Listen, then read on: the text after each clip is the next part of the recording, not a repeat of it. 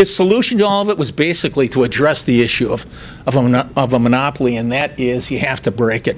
How do you break it? You break it by expanding parental choice. You expand parental choice by offering vouchers. That was his solution to it. Vouchers are a government payment that allows parents to choose where their children go to school. I mean, that was his idea. That's an idea that he basically advocated for several decades.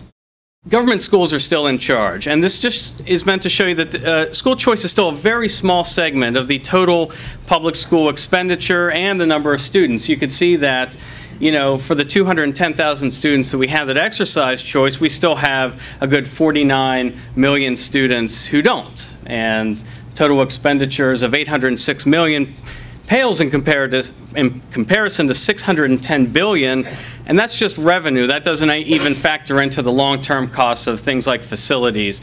So we're probably upwards to $1 trillion that we spend on public schools, and we get such a great return from it, don't we? Average per pupil expenditure in the United States is now well over $12,000 per student, compared to the $3,800 that we have for our average school choice scholarship.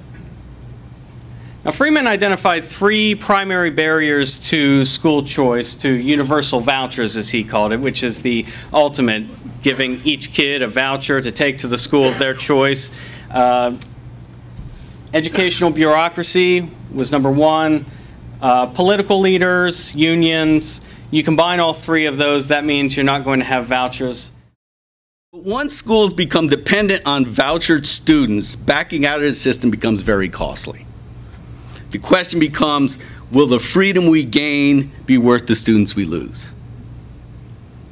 Especially in an environment where all your competitors are accepting the money and the strings. You are thrust into having to compete in a world of government money and vouchers for government money.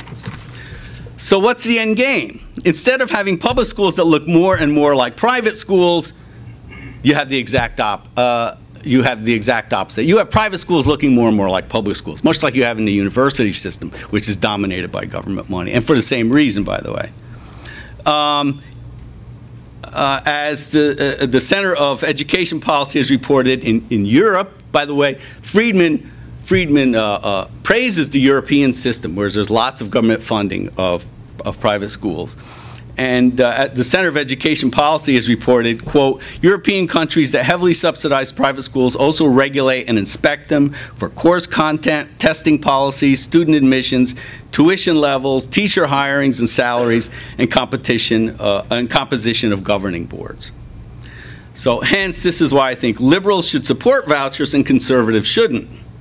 Under a voucher system, which was the title of an article I did a number of years ago, under a voucher system, the liberal education establishment will have the opportunity and perfect excuse to take de facto control of private schools.